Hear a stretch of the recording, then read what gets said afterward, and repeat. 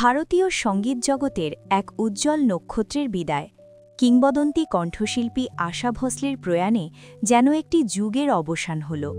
মুম্বাইয়ের শিবাজি পার্কে পূর্ণ রাষ্ট্রীয় মর্যাদায় সম্পন্ন হল তার শেষকৃত্য। কিন্তু এই শোকের আবহেও সবার মনে একটিই প্রশ্ন, কোথায় ছিলেন বলিউডের দুই মেগাস্টার সলমান খান ও শাহরুখ খান? মহারাষ্ট্র পুলিশের গার্ড অফ অনার এবং অসংখ্য সহকর্মী ও ভক্তদের অশ্রুসজল চোখে বিদায় নিলেন আশাজি। উপস্থিত ছিলেন চলচ্চিত্র ও সঙ্গীত অঙ্গনের বহু তারকা।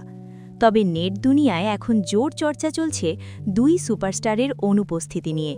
কারণ যেই সময় শেষকৃত্য চলছিল সেই সময় দুজনেই মুম্বাইতেই অবস্থান করছিলেন। ভারতীয় গণমাধ্যমের প্রতিবেদন অনুযায়ী এই দুই তারকার না যাওয়ার পেছনে মূল কারণ ছিল নিরাপত্তা। মনে করা হচ্ছে সালমান বা শাহরুখের মতো তারকারা উপস্থিত থাকলে সেখানে বিশাল জনসমাগম হতে পারত, যা ভিড় নিয়ন্ত্রণে বড় ধরনের বিশৃঙ্খলা তৈরি করত। মূলত জননিরাপত্তা এবং শেষকৃত্যের গাম্ভীর্য বজায় রাখতেই তারা যাওয়ার সিদ্ধান্ত থেকে বিরত ছিলেন বলে ধারণা করা হচ্ছে। শারীরিকভাবে উপস্থিত না থাকলেও সামাজিক যোগাযোগ মাধ্যমে গভীর শোক প্রকাশ করেছেন এই দুই অভিনেতা। শাহরুখ খান লিখেছেন, আশাজির কণ্ঠ ভারতীয় সিনেমার এক অবিচ্ছেদ্য স্তম্ভ হয়ে থাকবে। অন্যদিকে সালমান খান এই প্রয়াণকে ভারতীয় সঙ্গীতের এক অপূরণীয় ক্ষতি হিসেবে বর্ণনা করেছেন।